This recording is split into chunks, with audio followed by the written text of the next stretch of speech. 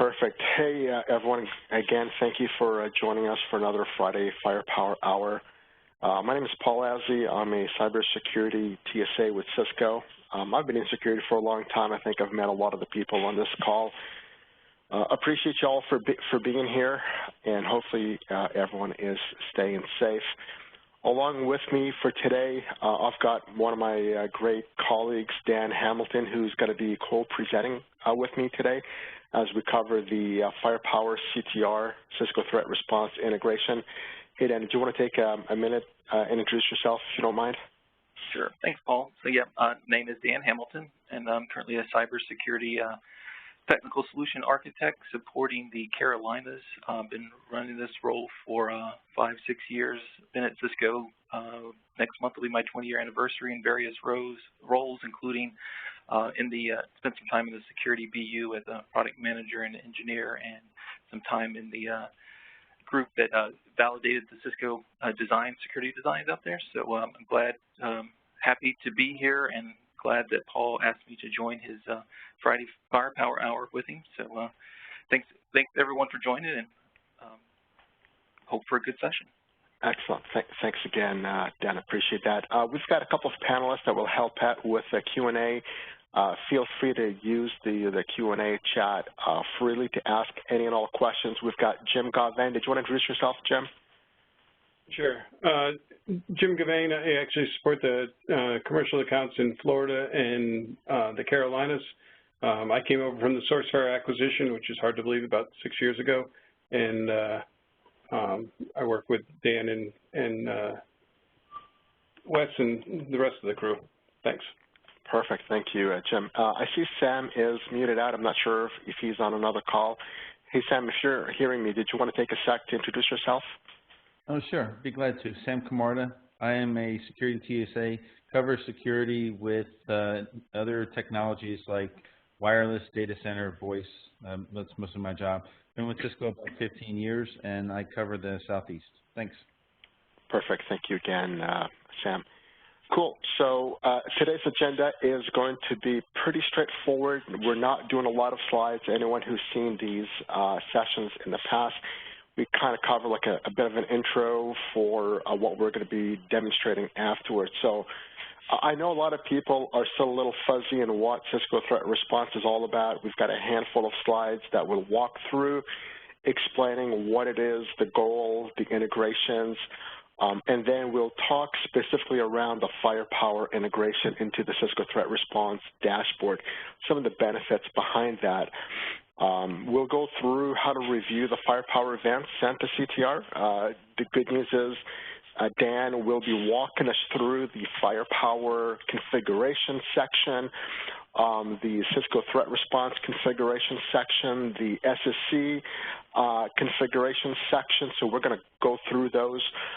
We will see actual events, then we'll see what and how we can promote an event into an incident. And then we'll also demonstrate how to run an investigation focusing on a Firepower event leveraging Cisco Threat Response.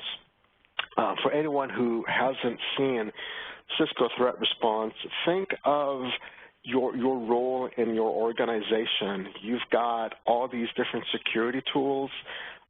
Each one will have a dashboard, and an event happens of some kind, and you want to drill into that event, so you click on and you start investigating that event in that one dashboard.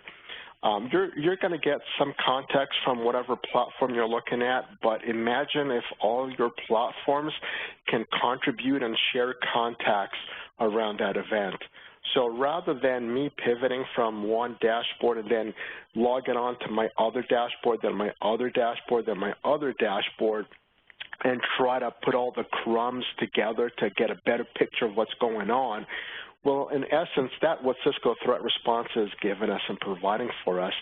When this first came out, it only supported a handful of Cisco security tools, but over the years, this has really evolved to include a much more comprehensive offering from a portfolio perspective.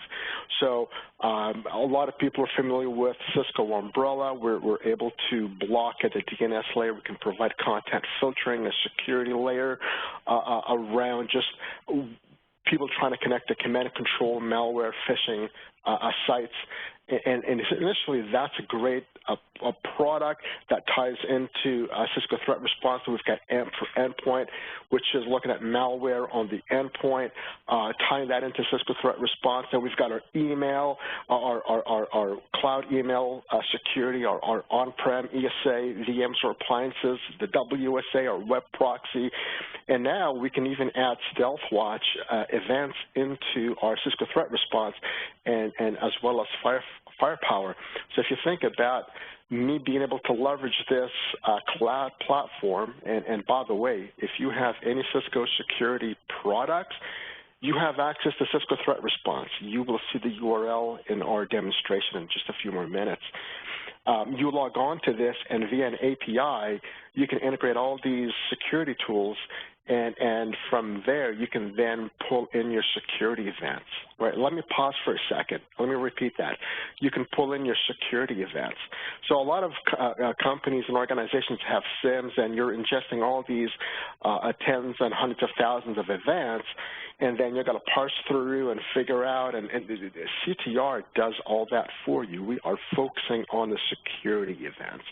So from here, where we can pivot and build a relationship graph to get a graphical view of whether I'm querying a specific IP, a specific SHA, a specific URL, a domain, any and all of the above in different combinations, and then it'll display on a graphical representation of how whatever query we've pulled in displays from a connection or relationship perspective, meaning that file has been seen on X number of endpoints. It came in from the email. It got downloaded through this platform.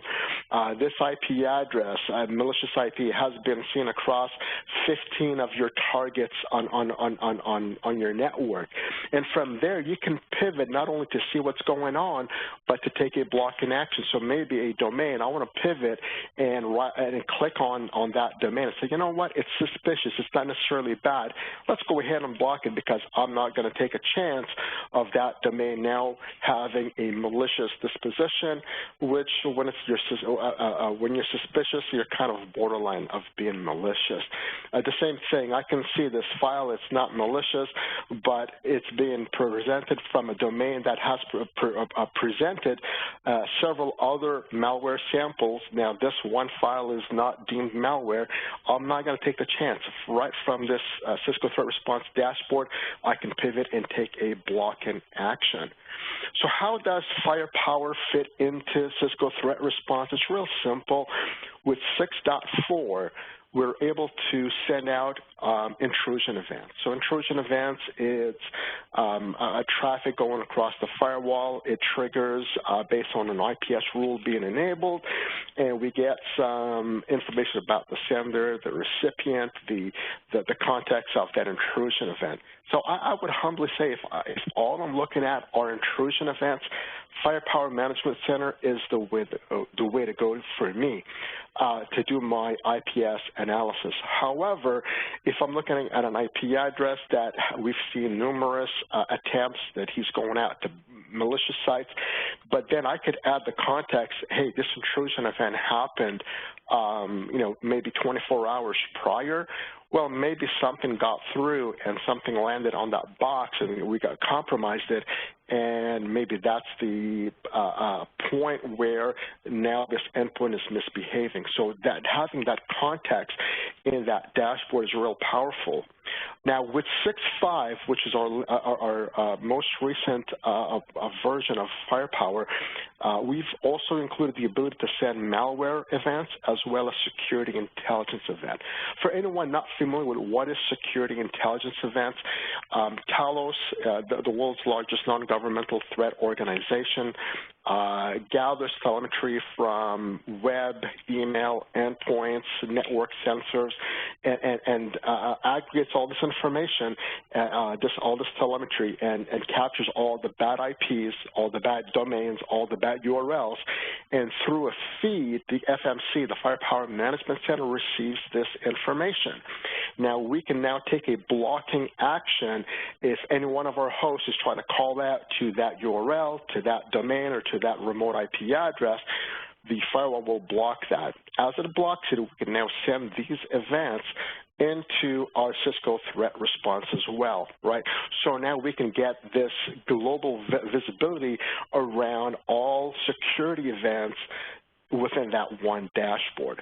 So we'll talk a little bit more about SSC in a few more minutes, and Dan will demonstrate that for us.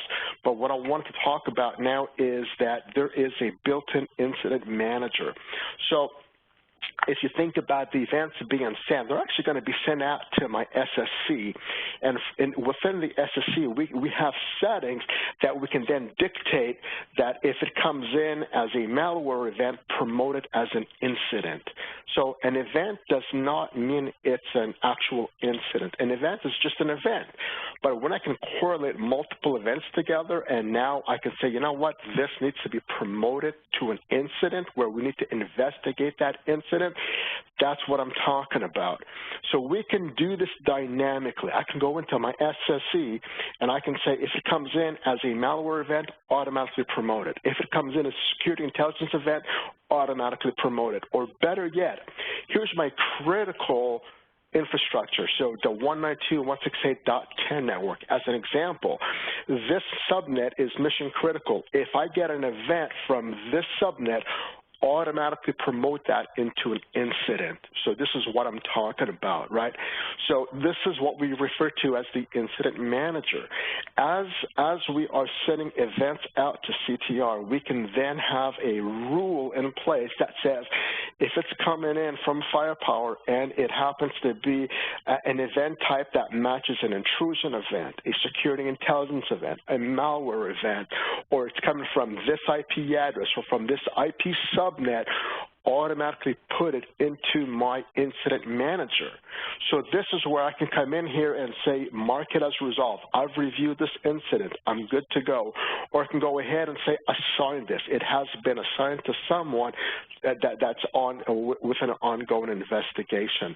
And again, we will see this in action as Dan goes through the demonstration, which, speaking of Dan and demonstration, let's go ahead and pass the ball to Dan. Dan, are you good to go with your part of the demonstration? I am part of it. Do you want to go over the topology or anything at this point, or just start with the integration piece? Let's jump into the topology. Not a bad idea. So the pretty straightforward network. This is my personal home network, but it's going to apply to anyone's network. I've got a manager that it's managing a virtual FTD appliance running 6.5 on both. When you look at the topology, you can actually see the firewall is sending the actual events out to the SSC. What does that mean? Well, that means that the firewall needs to have internet connectivity because it's the one sending the events. Although the registration is done on the FMC part, it needs to register with your SSC. The actual events are going through your firewall. And important to call out that I've not only have I put threat response here as a cloud that's receiving events from the SSC, but I've also put AMP umbrella. But the reality is I could also put email. I could put my proxy. I could put my StealthWatch Enterprise.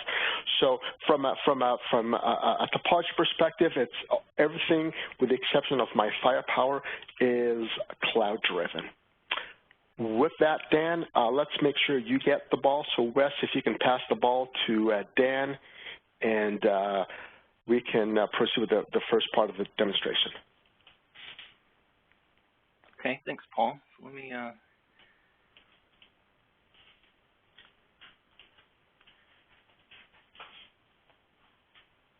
share my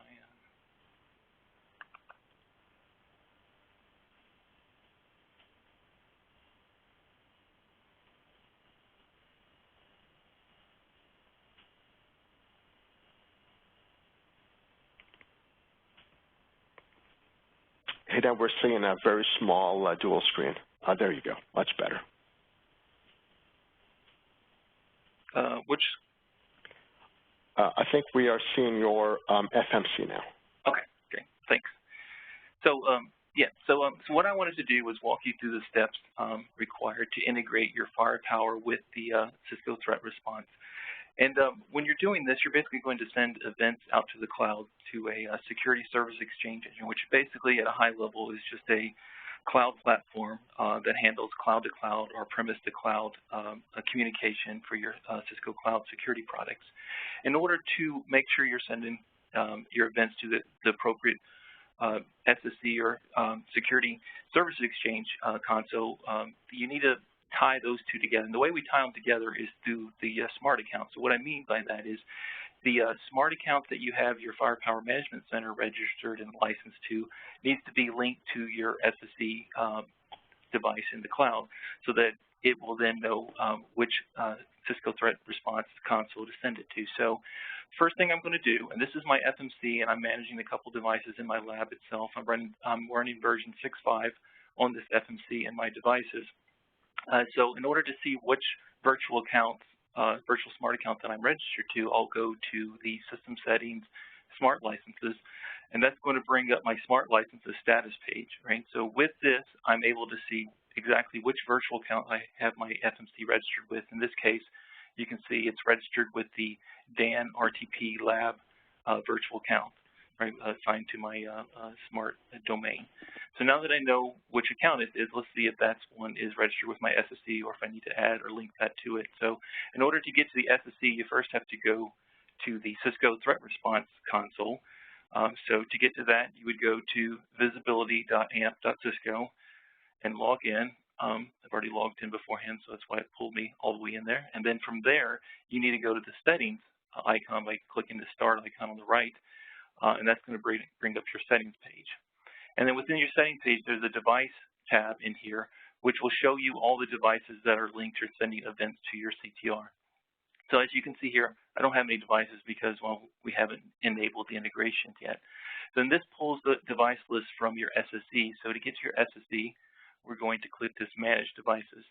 And then that's going to pull up the console for your SSE, and it's going to put it in there in the Device tab, where you'll see, again, a list of devices that are integrated sending events to it. But again, I have no devices here, so that's listed, but that should populate as I enable the integration.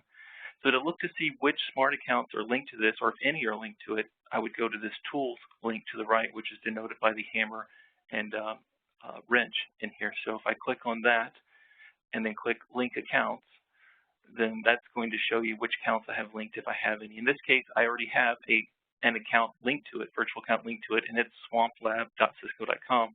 And as you remember, we come to our FMC, we've got the Dan RTP Lab that I have linked to it. So they're not linked together. So I can do one of two things. I can either register my FMC to this particular smart account, or I can add the other smart account to my SSE and add that in there by clicking this Link More Accounts. And that's going to then pull in all the smart accounts associated with my CCO ID.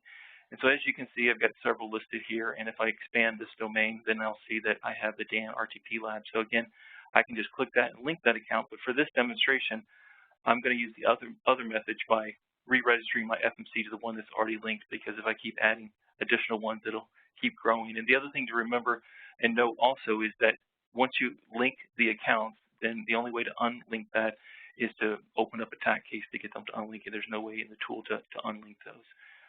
So now that I know which smart account's linked to the box, I'll need to register my FMC to that smart account.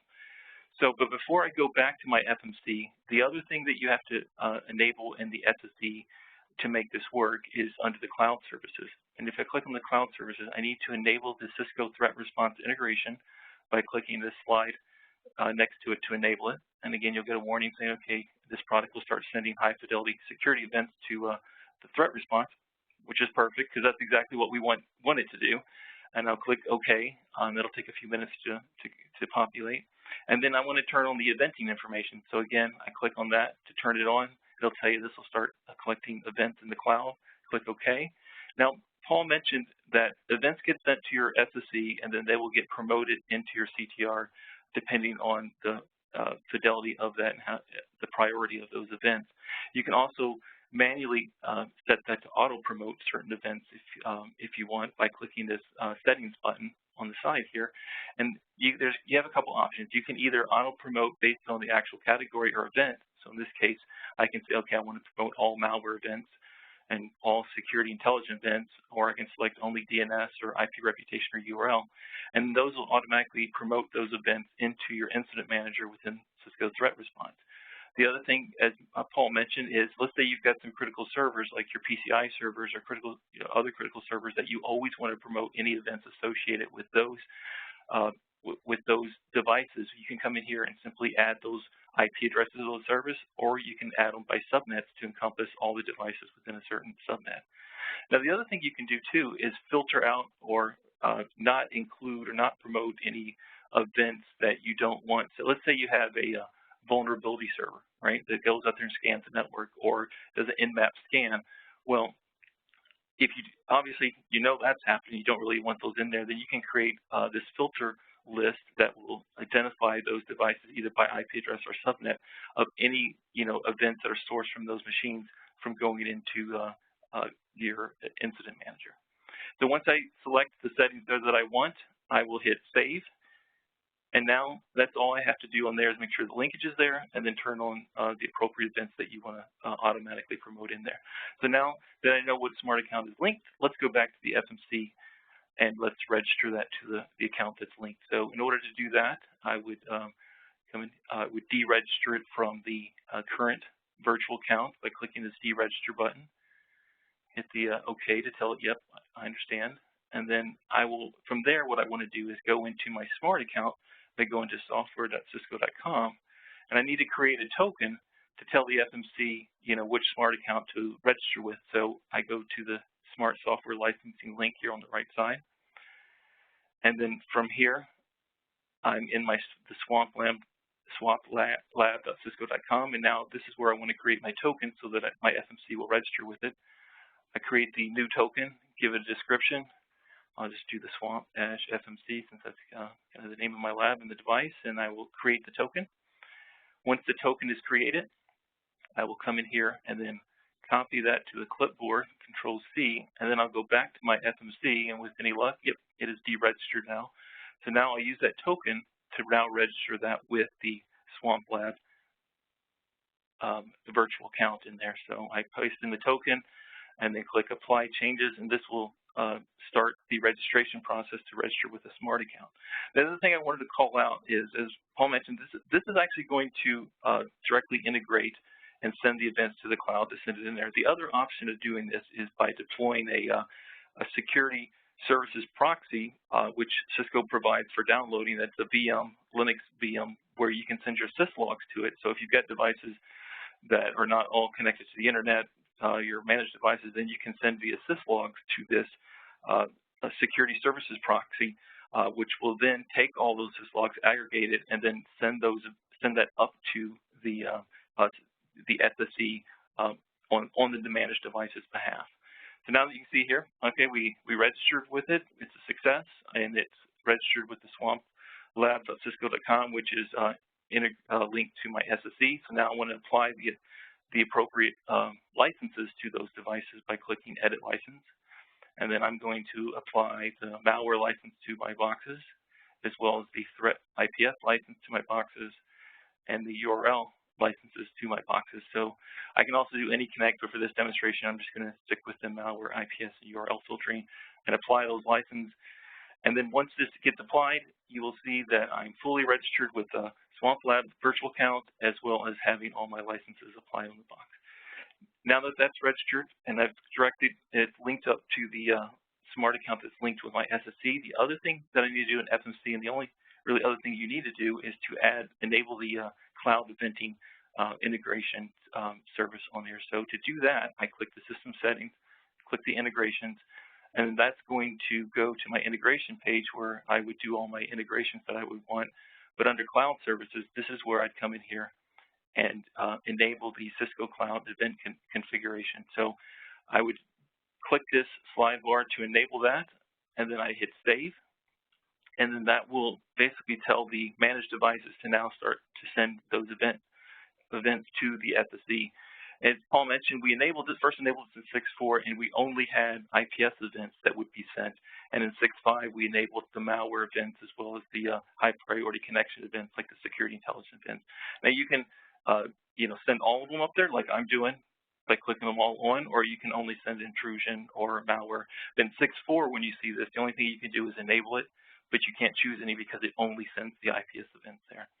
The only other thing you would need to do is make sure that you pick the appropriate cloud region to send those to.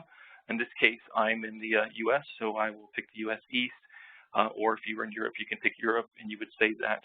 Now, the other thing I wanted to point out was if I go to my device management screen, what you'll see is my FMC is managing two devices, right? They're both the virtual NGFW FTD, running FTD devices on here. So with any luck, if my integration goes well, I will see my FMC register with the SSE as well as the two managed devices here. So when we went in there to look at those devices, those were empty before, but hopefully when we go back in there, they will be populated with your FMC as well as the two devices in there.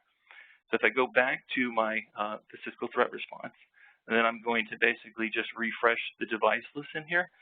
And when I do that, voila, there you go. You see my FMC as well as my two managed devices registered with the Cisco Threat Response. And again, that pulls it from the SSE, where if I go back to the SSE by clicking the managed devices, that will pull in the console and will be showing you the device list that it pulled from. And hopefully you'll see, yep, those three devices are listed in here as well. Now, again, now that they're registered, they're in there, they're starting to send events to my SSE. So if I go to my events, I can see what events are being sent up to the SSE. And so if I click the events, that's going to pull up all these events in here. And as you can see, under this incident list, right, so that's, you can see which ones have been promoted to the incident manager within Threat Response and which ones haven't. So this first one was promoted in there, and if I scroll down, hopefully it should say, yep, there are more events that have been promoted as well. And you can get more information from this by clicking this detail eye on here to the right under Actions, and then that will pull up a lot more detail about that to do some, initial triaging of it, as far as like when the event occurred, the TALOS disposition, what application was being run on the client, and which client application with protocols, as well as the device IP of the device that reported, the name of the device that reported, the firewall policy rule that sent the event along with the actual rule within that policy, what the action was. In this case, in my lab, I'm not blocking anything because if I blocked everything, I wouldn't have a lot of things to show. So in this case, it would have blocked because I'm just running it in IDS mode. And then which intrusion policy was associated with that as well. So you get a lot of good information from that just from looking at the event within here. The other thing you can do for this one that's not promoted yet, I can come and click this right side, and then if hopefully you can see that if I'm hovering over here that I can promote that event to an incident. And when they get promoted to an incident, then they will be put into the threat response. So if I go to threat response, and at the top you can see incidents, and that's going to bring up your incident manager. So if I click on that, these are all the events that have been promoted to be an incident, right? And then you can click on any one of these to get more information in it. Like, for example, let's do the security intelligence event, and that'll bring up more information about it as far as kind of when it occurred, what is it, right? So this is a security intelligence event with the category phishing in there. I can click on this to bring me back to the event in the FSE.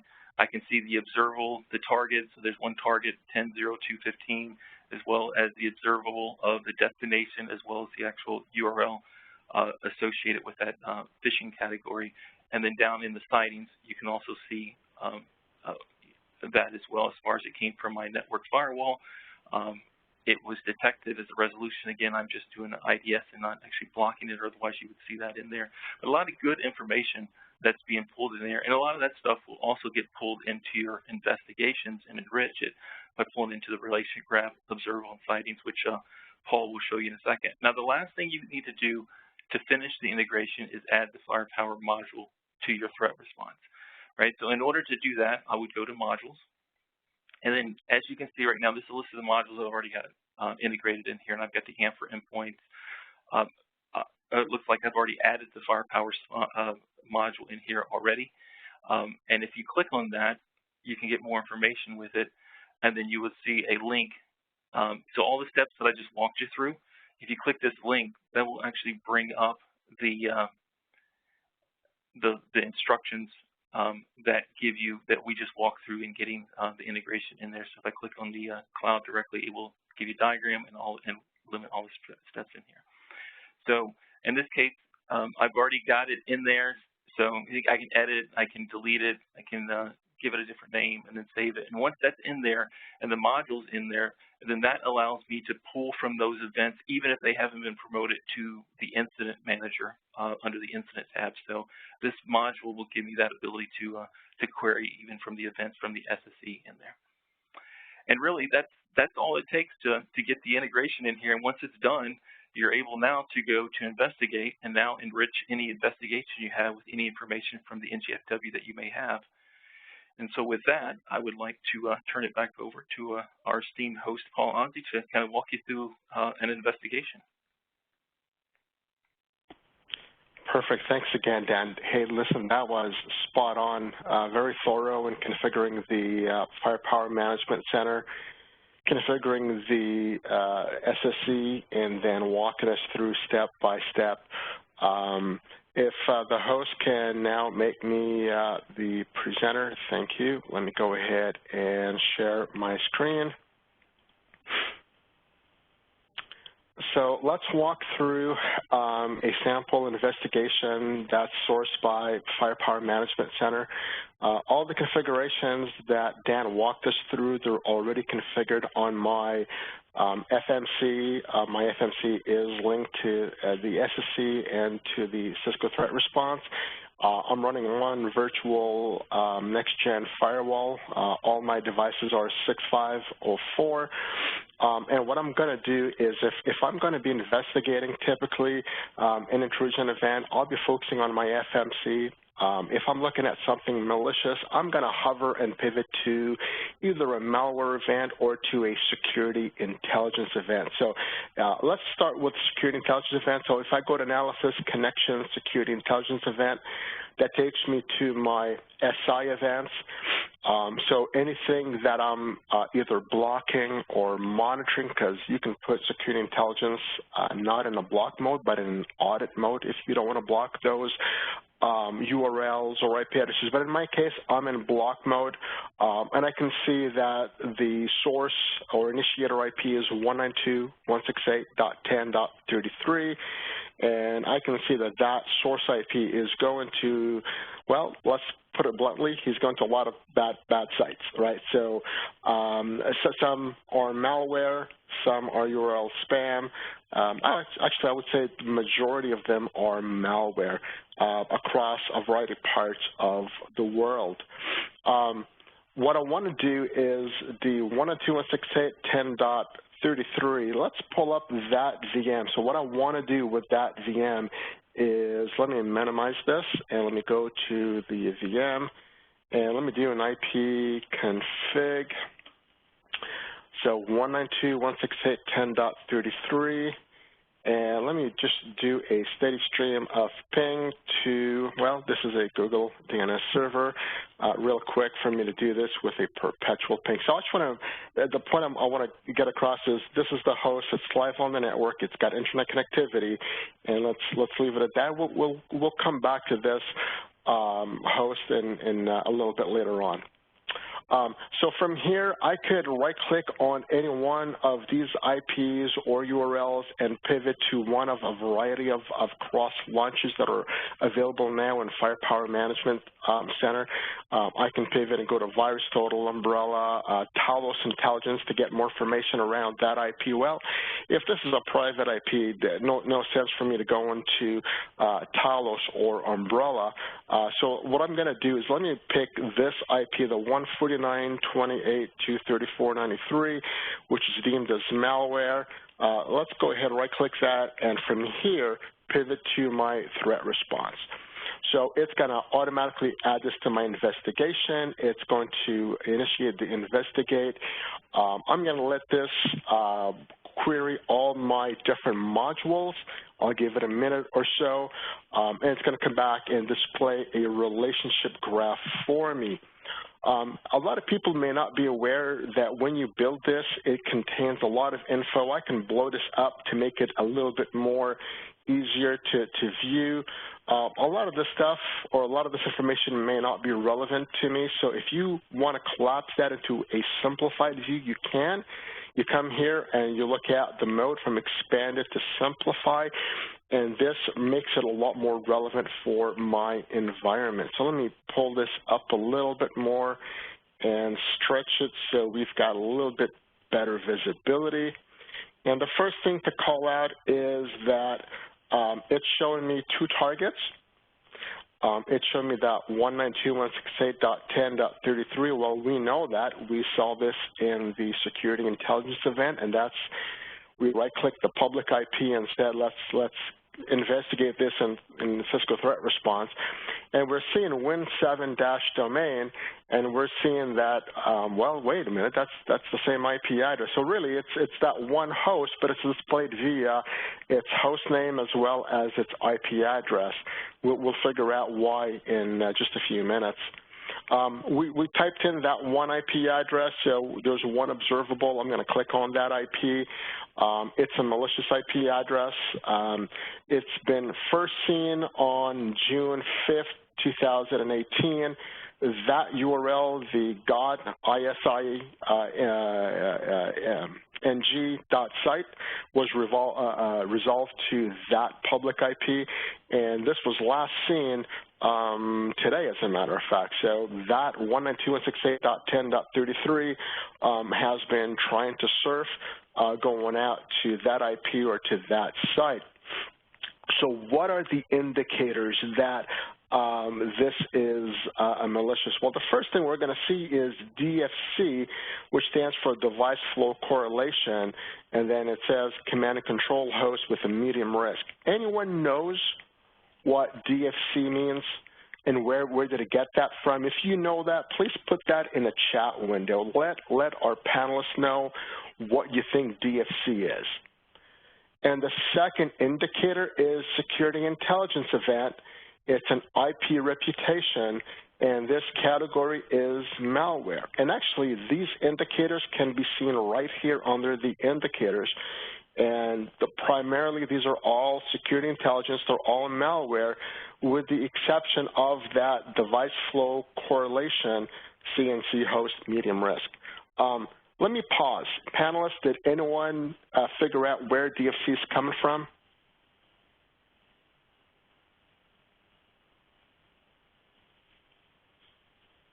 They may still be typing away at the Q&A. No guesses yet.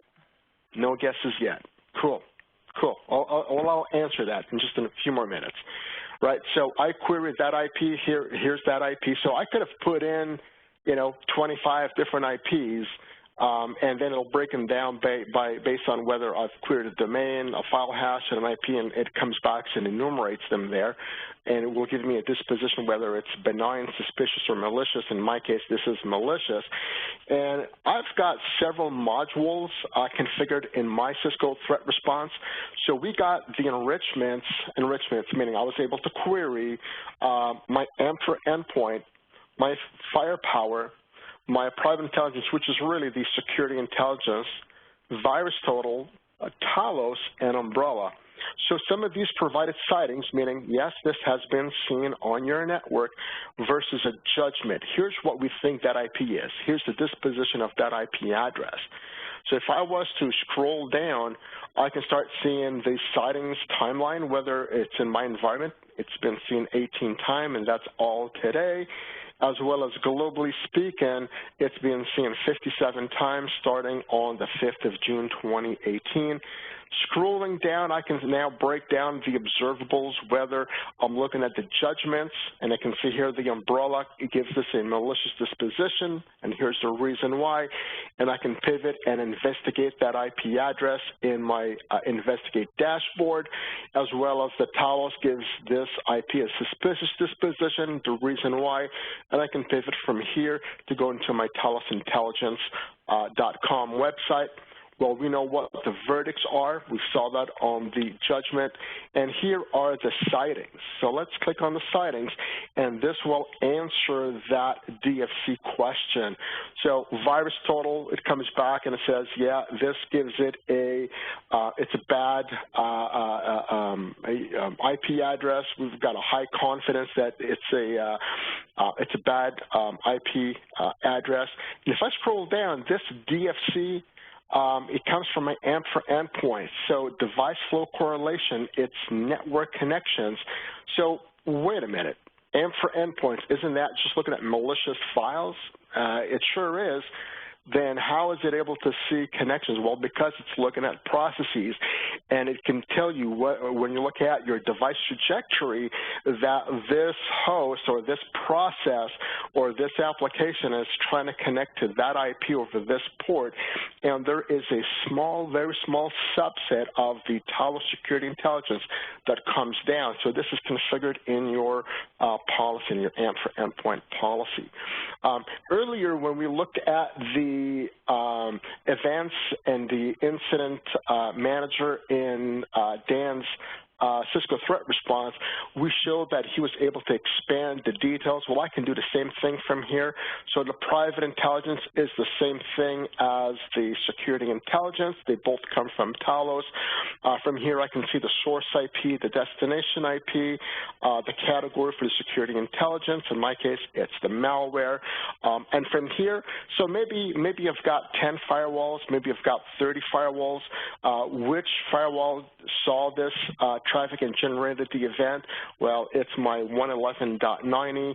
I can see the conversation over the what ports. Well, let's pause for a second. I'm seeing the responder port of 443. Well, isn't that an encapsulated session?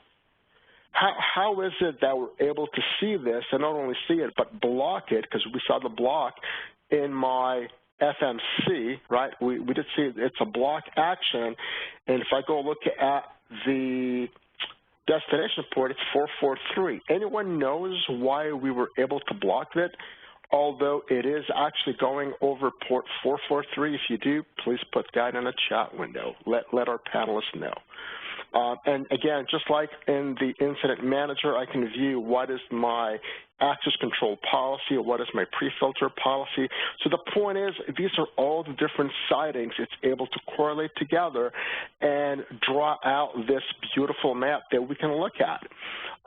So from here with my umbrella and my AMP for endpoint, I can go to one of these SHAs and blacklist that SHA if I wanted to. The good news is they're all malicious. I don't have to do that. It's already been done for me. But let's say it wasn't. So let's say this IP address is malicious, and I see multiple SHAs, and they're not all malicious. Only a handful are malicious. I can come in here and take a preemptive action and say, you know what, I don't trust it. I'm going to come in here and go to my AMP for endpoint and add this to my a simple custom detection. So here's mine. It's called the Paul blocklisted SHA. So I can, by clicking that and adding it to that simple custom detection, that file will now be blacklisted and no longer be able to be copied, moved, or launched on my endpoints. And if I've integrated my firepower with my AMP for endpoint console in a blocking capacity, then that file will also be blocked as it traverses the firewall. And if you doubt that, go look at the Friday Firepower Hour Session 2. I demonstrate that in great detail. Again, here's a bad IP. the associated domains with that IP address. So from here, we remember in June of 2018, got ing.site is the culprit. From here, I can come in here and say, let's go ahead and block that domain. So right from within Cisco Threat Response, I'm able to pivot.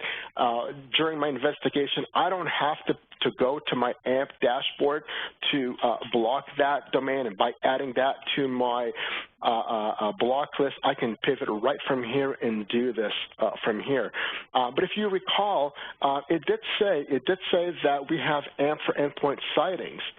I don't recall downloading any files from that IP address, but you know what? Let's pivot from here. Let's go to this malicious IP, and I want to go ahead and search this IP address on my AMP for endpoint console. So that's going to pivot us and take us right into my AMP for endpoint console. And again, we confirm my win7-domain.sfsnore.local 17 matches. So the 17 sightings are all coming from this one IP address. Let's open up my device trajectory, and I would like to see is what are the connections? What's the process? So Chrome executable, and again, on March the 20th, if I click on the first event, I can see the outgoing connection from Chrome, right? Again, here's the source IP, destination IP, source port. In this case, this is going over port 80. And we know this is detected as a device flow correlation. It's a malware, right? It says a command and control, but we know it's a malware site. So let me close this, and let's click on the next event, and all of a sudden it blocked an outgoing connection. Wait a minute. So AMP blocked an outgoing connection. Yeah. Not only did it block it, it showed me who's logged on, and that is the help desk at sfsnort.local. So let's minimize this.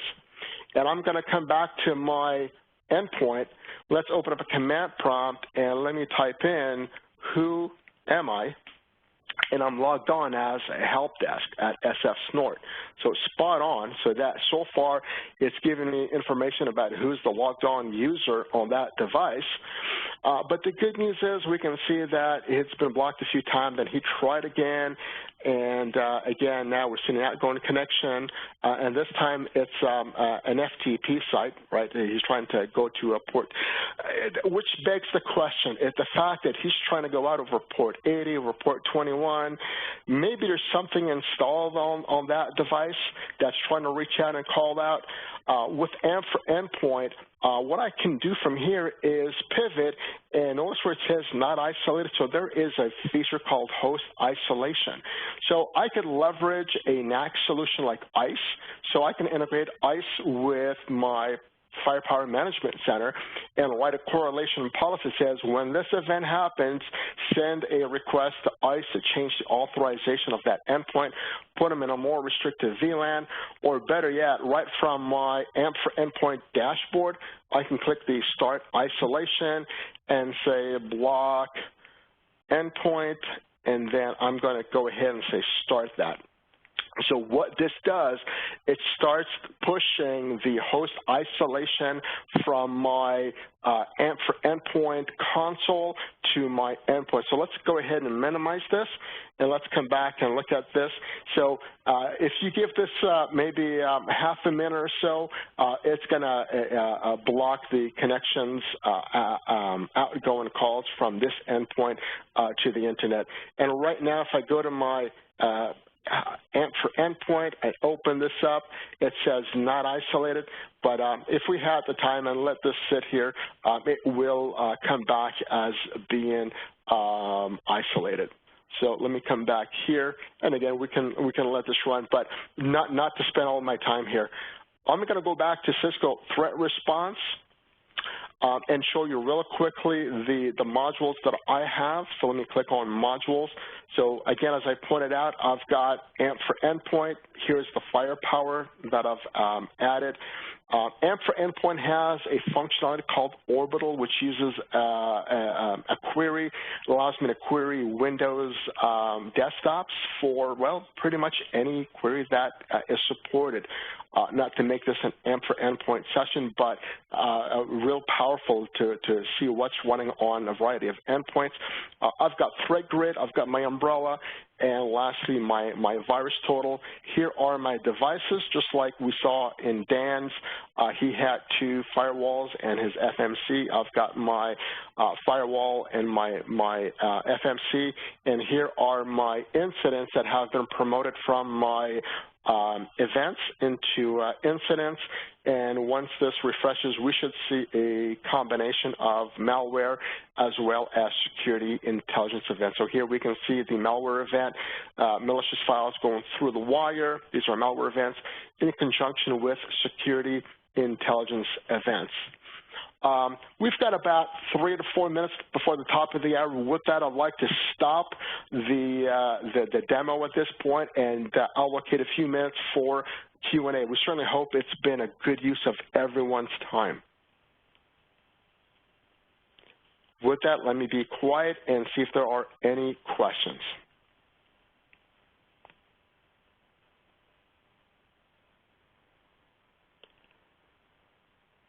Hey, Paul, there's a few questions in the Q&A panel. Yes, sir. Did we want to unmute these people? We certainly can. Give me a second to do that. And what I've done is I've reshared my screen real quickly here before I forget, and you can start seeing where it actually, the ping, we've got general failure, and now it is in an isolated state. So it'll take about half a minute to do. So guys, if you got to drop off because it's the top of the hour, please do give us a thumbs up. If this has been a good use of your time, give us a chat note if this has been a good use of your time. But to that point, Dan, thank you so much for your help in running today's Friday Firepower Hour. Your help is very valuable, and it was spot on. And I'm unmuting folks, so if folks have questions. Donnie, I know you had a few questions, so I'm in the process of unmuting you.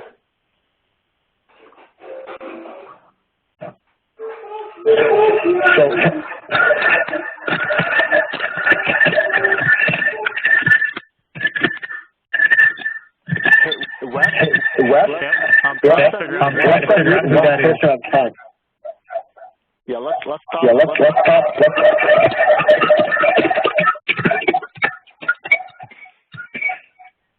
Let's mute all. There we go. So let's stop the recording at this point so that we don't catch that on the recording, and then we can do the Q&A and maybe only unmute one person at a time. You got it. Thanks.